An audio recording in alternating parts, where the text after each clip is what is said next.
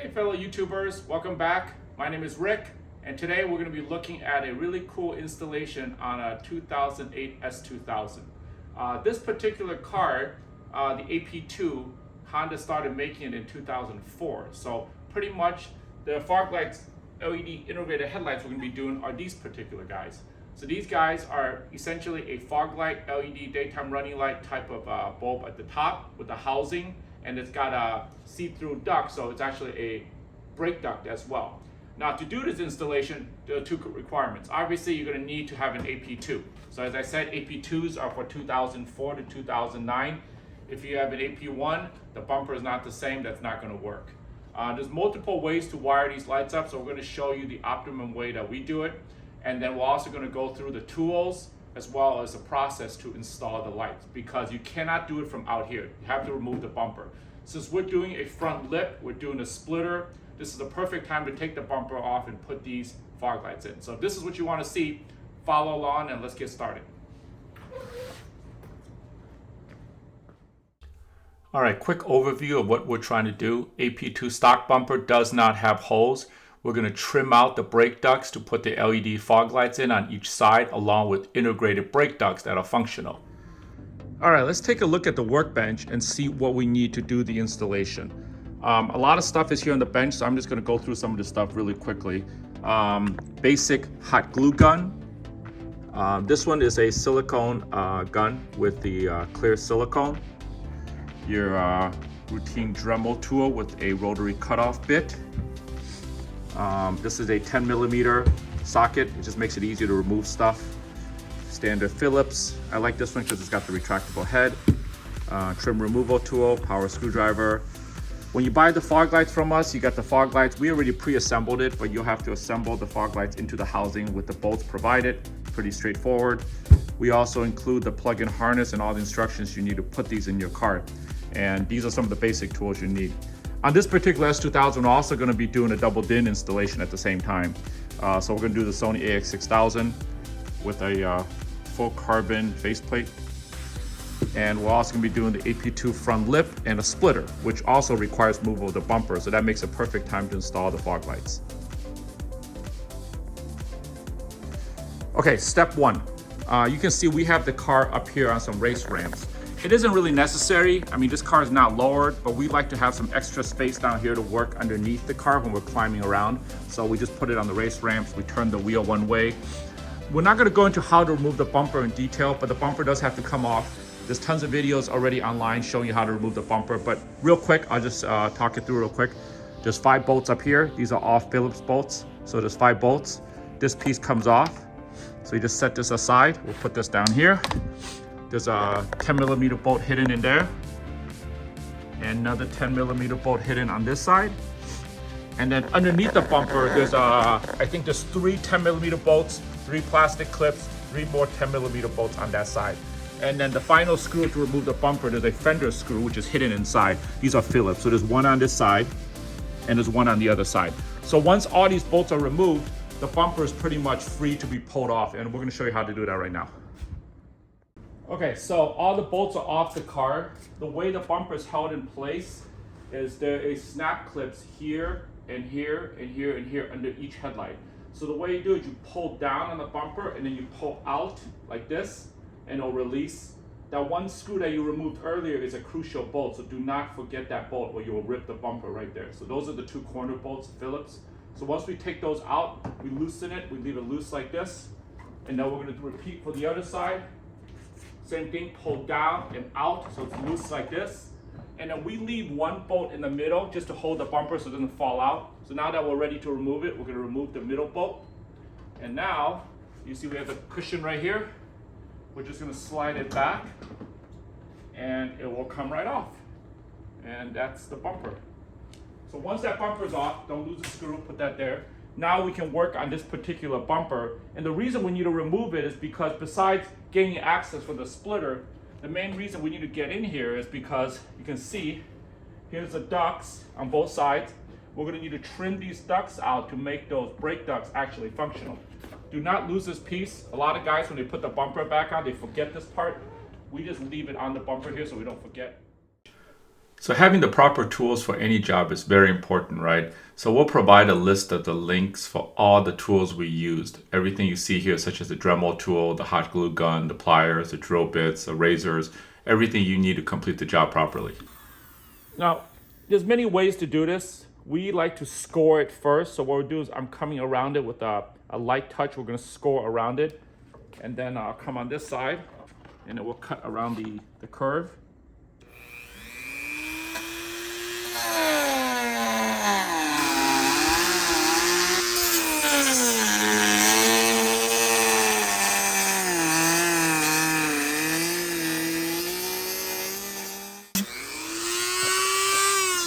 Now, as you cut, the plastic will melt a little bit. So I like to put a little tool here just to kind of hold it in place so it doesn't stick back together. A little more and we'll be all done.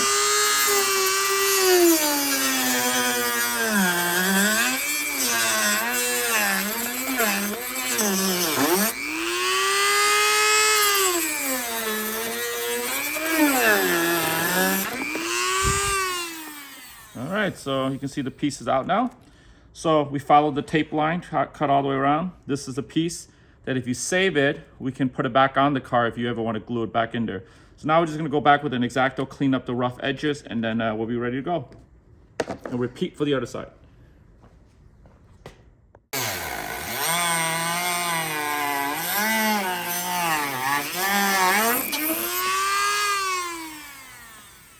So here we got, this one's the driver's side. So earlier we were doing the passenger side. So now we're doing the driver's side, and this is almost out. Just gonna trim it out right here. All right, so now driver's side out. We're gonna clean up this edge as well, and then we're done. So these are the two pieces. Make sure you save these. Here. This one you can tell we already attached. We used hot glue to attach this piece, but I'm gonna show you how we got to this step with the driver's side. Okay, so let's take a look here. So this piece, you saw we cut it out. So we cut out the hole, and then we took sandpaper, and then we carefully sanded the inside edge, and then we trimmed it out so it's all nice and clean. So I'm gonna show you how this is attached now. All right, so here is the housing, and I'm gonna show you how it attaches to the bumper itself. So there's a lip, if you see right along the inside. This lip is meant to fit around the edge of the cutout down here. So if you look at the cutout, this is the cutout. So we're gonna try to get this thing around, and then sit and then tuck it in. You see how it kind of snugs around it? When you do it properly, it's a flush edge here. It flips all around. So I'm gonna flip the bumper, just show you guys what it looks like before we glue it. So I'm gonna hold it and we'll turn it over and you can see. So that's how the fog light looks. And then the completed fog light, if you want, Ian, you wanna come over here and show them this one. This is the one that's already been glued in. Okay, so it's all done. And then, so what we're gonna do here is now that this is all snug in, we choose to use, you can use either silicone, there's many types of glue you can use, but we don't wanna make it 100% permanent in case it needs to be removed. So we choose to use hot glue, and hot glue works great for this purpose because it's plastic on plastic. It's plenty strong and it's not gonna fall off. So the way it works, so we're gonna kind of lift it up a little bit. And then we wanna go from the sides. So, Ian, you wanna come on this side? Yeah, probably better. Okay, so we're gonna start with this corner. We're just gonna put some hot glue on the side. And then we're gonna do some on the top. Now, because hot glue is porous and it will drip according to gravity, we're gonna do this for the top part first. And then we're gonna flip the bumper around because we want the glue to seep into the plastic using gravity. So let me put the glue gun down. So now I'm gonna hold this and I'm gonna flip the bumper around. I'm just gonna kind of sit here and count to maybe 30 seconds. So the reason we're doing this is we want the hot glue to go around the edges on the inside because we can't reach that edge, right? So once it dries, this side will go back in and we'll do the bottom edge. All right, so now the top part is glued. We're gonna come back in and do the bottom portion. You can see why this is easier when the bumper is movable. So we're gonna go in here with the gun. Obviously the bumper's kind of in the way, so we have to kind of work around it.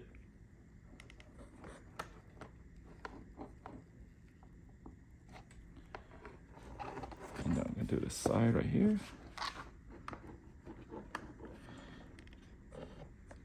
Okay. And when it's done, we're gonna flip the bumper and let it dry again this way, so that way the glue drips downwards and around the seam. So we'll just let it sit here. And then, yeah. All right, with every install, it's good to check your work before you move to the next step. So here we're doing just that. We're turning the lights on. We're gonna let it run for about 15, 20 minutes, let it burn for a little bit, heat up, make sure there's no issues. Lights look pretty good in. Now remember, these are dual LEDs. So right now we have it wired for the amber. It also has a clear LED function as well. So you can choose how you want to wire it up, or you can switch between the two options. So you got. Okay, before we go to the vehicle to wire the system, I want to show you now that we've installed the fog lights. If you buy the fog lights from us, we give you the special harness. The harness includes the fusing, the relays. It's really simple. Here we're simulating, this one normally will go to your positive of the battery, negative of the battery or chassis ground. Here we're simulating it with the power supply so we can show you how the lights work. Each set of harness has two sets of plugs that go to the lights itself. Black is to the black lead of the wire, red to red, and then the white goes to the yellow. So over here on this side, we've already connected it to show you, black to black, red to red. We left the yellow out just for this purpose because you only want to see one light. So when we hit the switch, you can see the power of the lights come on. Pretty simple. This will be mounted inside the cabin. If you do want to control inside the cabin, turn it on, turn it off. So it's all set up now. We know everything works. We can take it to the vehicle now and let's get it wired up. All right, let's take a look at the wiring for the vehicle itself. So you saw the harness, you saw what it looks like. We mentioned the black wire. So in this case, a black wire goes to the ground of the battery. The positive wire goes to the red. We're not going to connect this until we're done with all the wiring, so there's no live circuits. There is a harness that you can see the relays we put down here temporarily. We haven't zip tied anything yet. There's a harness that goes that way, and I'll show you what that looks like. This harness feeds over to this side. This plug, if you're wondering, is the plug that goes to the switch. We're going to run this plug through the firewall right down here, through the firewall to the inside of the cabin, and I'll show you where we usually put the switch. And I'll show you the point where we go in through here. There's a grommet right down here. You can see this wire that's kind of sitting here. I will show you how it punctures through the grommet. But this is a wire, so we're going to put this through the grommet and then out into the cabin. Now let's walk to the front of the car and look at the wiring on the other side. So the harness, we ran it down to here. The three plugs you saw earlier, red, white, and black. These go to the fog lights, which we've already mounted on the bumper. We fished the line through here, followed it along here, zip tied it along away from the hot elements all the way up to the relay. So that runs down this way. The harness comes down. One side is there. We fish the other side through and it pops out on this side. So this is for the driver's side fog light. So all the wiring is ready to go. We just got to put the bumper back on. Okay, for the switch, you see how one side is a switch, one side has a quick Molex plug harness. This plug harness goes to the other end of this pigtail, the pigtail that we said we were going to run into the cabin. So once we run this into the cabin, we just plug in the switch on the inside cabin, and I'll show you where we mount it next. All right, so in the cabin, here's a switch. I'll show you the two places we like to put it, depending on if you prefer left-hand or right-hand operation. We usually tuck it in right here. You see how we put it right there? We either put the switch there, or we put the switch over on the other side, by the driver's side, if you prefer to use your right hand. The reason we chose this spot is because it's easy to reach. The wiring can go straight down from here into that grommet that's at the bottom there, and then you plug the switch in right here. So we like to keep it simple, so we usually put I prefer it on the left side, so we usually put it on this side unless the customer says, hey, I want it on the right side, and we'll put it on the other side. There's other places you can mount it, but this is just where we do it. All right, so we're looking inside the pedals. I got the light shining in here, so hopefully you guys can see this, but the grommet is right here. You can see the string that's been run through the grommet. Here is a switch. So we ran the switch through, we plugged it in. So we're just gonna go in here. We're gonna pull this, let's see if I can get some light on this thing. We're gonna pull the wire through the grommet.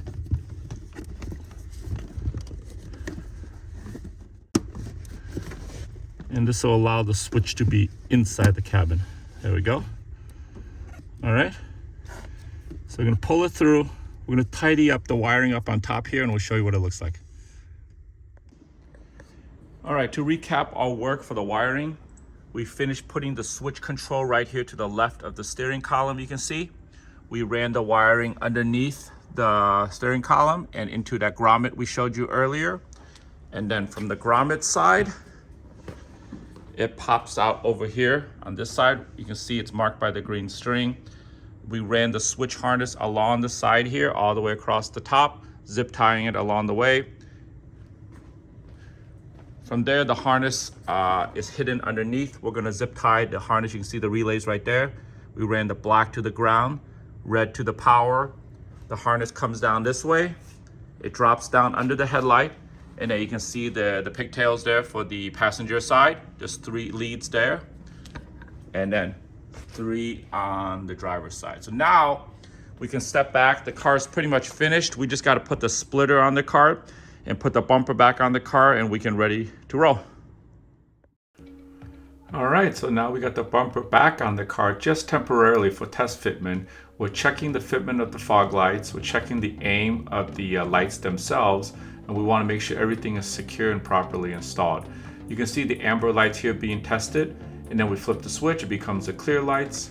The cool part about this is as a driver, you can control which lights you want just by the flip of a switch. So we're going to test each set individually. We're making sure that they're aimed correctly here, and we're also making sure that the light output is equal on both sides, because you can't adjust the aim of the fog lights itself. Here the amber lights are being tested. There's 2 buttons on the dash. You can control either color. So we are got both of these cars parked outside. It's a Friday afternoon. It's pretty sunny out. I want to show you how these lights look in sunlight. Now, to my right here is a 2008 Chicane Silver, which is a pretty rare color. So it's not Silverstone, it's not Sebring. This is Chicane Silver 2008. And on the left here is a Rio Yellow Pearl CR. So if you notice, they both have daytime running lights, but they have 2 different styles.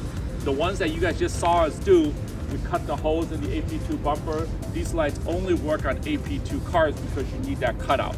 The lights on my left here, although they are on an AP2, they also can work on AP1s because they just mount under the bumper itself. So let's get a closer look at both of these headlights and see which one you guys like better. All right, so walking up on the AP2, this is the Chicane Silver with the custom fog lights we just mounted in the AP2 bumper. If you notice, these fog lights have 2 operational settings.